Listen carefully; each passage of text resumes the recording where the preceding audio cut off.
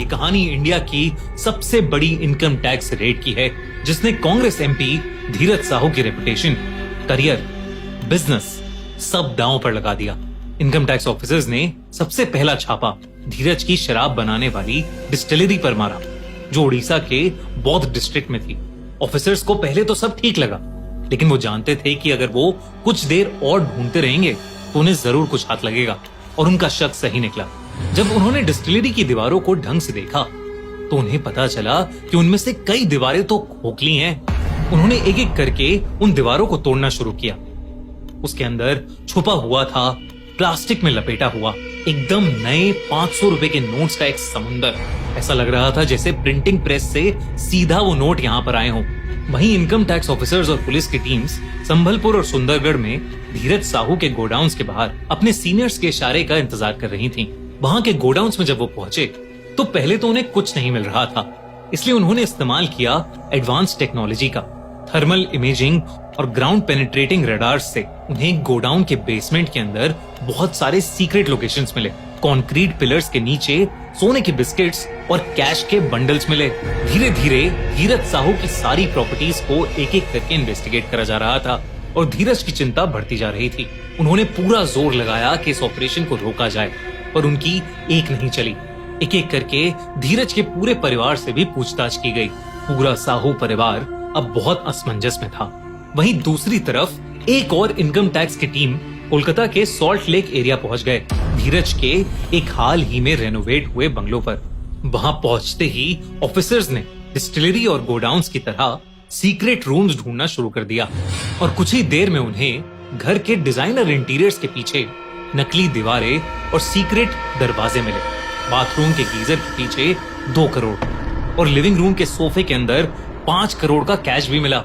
Income tax officers की एक team Ranchi भी पहुंची, जहां रेडियम रोड पर धीरज का घर था।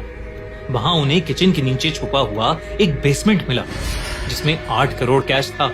बाथरूम की अलमारी के पीछे एक नकली दीवार थी, जिसके अंदर उन्हें 12 करोड़ रुपए मिले। ड्राइंग रूम के सोफे के अंदर भी नोटों के बंडल छुपाए गए थे।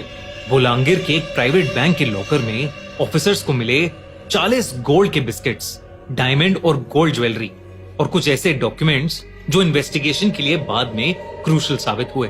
ये लॉकर्स धीरज साहू के परिवार वालों के ही थे। पूरे ऑपरेशन में 200 से ज्यादा इनकम टैक्स ऑफिसर्स लगे हुए थे। कैश गिनने के लिए 40 से ज्यादा मशीनें लगाई गईं, लेकिन कैश इतना ज्यादा था कि बार बार वो मशीनें ओवरहीट होने की वजह से बंद पड़ रही थीं। इतना पैसा और सोना देखकर पूरा देश चौंक गया था। पर जब धीरज की मीडिया के सवालों का सामना करने की बारी आई तो उन्होंने कहा, मैं एक बिजनेसमैन हूं और मेरा सारा काम लीगल है, मेरा सारा पैसा लीगल है, और ये सब बस एक पॉलिटिकल साजिश है।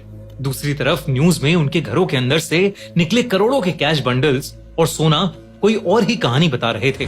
जनता का बस एक ही सवाल था कि अगर ये सब लीगल है तो इतना सारा पैसा आया कहां से? क्योंकि 2018 के इलेक्शन एफिडेविट में धीरज साहू ने अपनी कुल संपत्ति 34 करोड़ बताई थी और करीब 2.36 करोड़ का कर्ज भी। और अगर उनके 2016-17 के इनकम टैक्स रिटर्न्स देखें तो उनकी रिपोर्टेड इनकम सिर्फ 1 करोड़ के आसपास थी। लेकिन इस इनकम टैक्स रेड में 350 करोड़ से भी ज्यादा का कैश और सोना बरामद हुआ था, जो उनके डिक्लेयर किए गए एसेट से कई गुना ज्यादा था। ये पॉलिटिकल साजिश तो तब होती ना अगर किसी ने झूठ फैलाया होता, पर यहाँ तो साफ साफ दिख रहा था ये कोई पॉलिटिकल साजिश नहीं बल्कि एक ब्लैक मनी छुपाने की साजिश थी जो फेल हो गई। लेकिन इतना सारा पैसा आया कहां से और इतना ब्लैक मनी किस नेटवर्क से घूमकर वापस धीरज के पास पहुंचा? जब इनकम टैक्स टीम ने धीरज के ऑफिसेज और प्रॉपर्टीज पर रेड की थी तो उन्हें कुछ डिजिटल हार्ड ड्राइव्स और पेन ड्राइव्स भी मिले। इन ड्राइव्स में अकाउंटिंग सॉफ्टवेयर के बैकअप्स और कई सारे अननेम्ड प्रॉपर्टी के रिकॉर्ड्स मिले थे। लेकिन सबसे चौंकाने वाली बात थी ईमेल एक्सचेंजेस और व्हाट्सएप चैट्स। इन चैट्स में पैसे ट्रांसफर करने के तरीके और अलग अलग शेल कंपनीज के जरिए ब्लैक मनी घुमाने के पूरे सिस्टम को मेंशन किया गया था। ये शेल कंपनियां सिर्फ कागजों पर थीं। इनका असलियत में कोई वजूद नहीं था, कोई ऑफिसेज नहीं थे, कोई वर्कर्स नहीं थे, सिर्फ पैसा घुमाने के लिए बनाई गई थी ये कंपनीज। इन्वेस्टिगेशन में ये भी सामने आया था कि धीरज साहू और उनके परिवार के नाम पर दिल्ली, मुंबई और बैंगलोर में भी कई प्रॉपर्टीज हैं। कुछ high and flats, luxury cars और बड़े बड़े लैंड पार्सल्स ट्रेस किए गए थे। इस इन्वेस्टिगेशन में एक और ट्विस्ट था। कई सारा पैसा एनजीओज और चैरिटी के नाम पर डोनेट किया गया था। इन्वेस्टिगेशन टीम ने कुछ ट्रस्ट और फाउंडेशंस के नाम ट्रेस किए जिसमें करोड़ों रुपए डोनेटेड दिखाए गए थे, लेकिन ग्राउंड रियलिटी ये थी कि ये एनजीओज भी सिर्फ कागज पर मौजूद थे और रियलिटी में एग्जिस्ट नहीं करते थे। धीरज साहू के पॉलिटिकल करियर पर इसका सीधा असर पड़ा। कांग्रेस पार्टी ने शुरुआत में इस पूरी घटना से अपनी दूरी बनाए रखी, लेकिन जैसे ही कलेक्शन का अमाउंट 350 करोड़ के ऊपर चला गया, उन्होंने एक इंटरनल कमेटी बिठाई जो इस मामले की तहकीकात करने लगी। लेकिन इस इनकम टैक्स रेड के बाद लोगों को उनकी असलियत दिखने लगी थी। जब मीडिया चैनल्स ने विजुअल्स दिखाए, नोटों के बंडल्स जो प्लास्टिक बैग्स में हैं, तकिए के अंदर, दीवारों के अंदर छुपाया हुआ सोना, तो ये सब देखकर पूरा देश हैरान रह गया। सोशल मीडिया पर मीम्स बनने लगे।